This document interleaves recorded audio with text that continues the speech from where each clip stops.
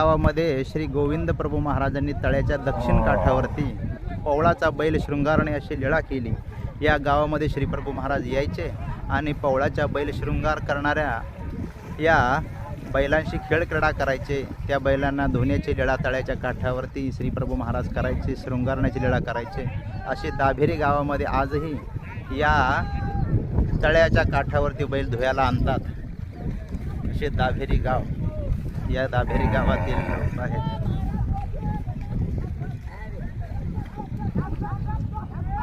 या तळ्याला खोल पाणी आहे। या गावात श्री प्रभूंनी पवळाचा बैल शृंगारण्याची लीळा केलेली आहे।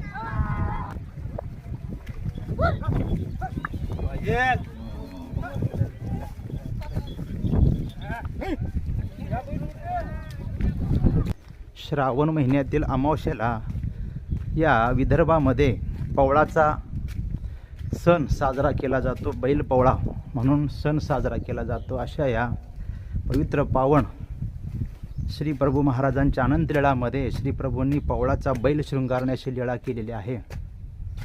श्री गोविंद प्रभूंच्या चरण कमलांनी दाभेरीच्या दरभाळे तळ्याच्या दक्षिण काठ पवित्र पावन झालेला आहे। या ठिकाणी श्री प्रभूंनी बैल शृंगारण्याची लीळा केली। बैलांच्या बरोबर श्री प्रभूंनी खेळ क्रीडा केली।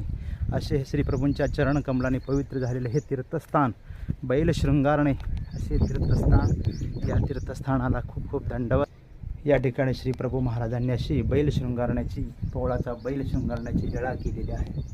खरोखर धन्य ते बैल की ज्या बैलांना श्री प्रभू महाराजांनी लीळांनी पवित्र पावन केले। अशा या श्री प्रभूंच्या पवित्र लीळेला खूप खूप दंडवत। हे 2 स्थानं आहेत या ठिकाणी आणि हे दाभेरी गाव आहे। या ठिकाणी दर्भेश्वराच्या देवळाचे स्थान आहेत।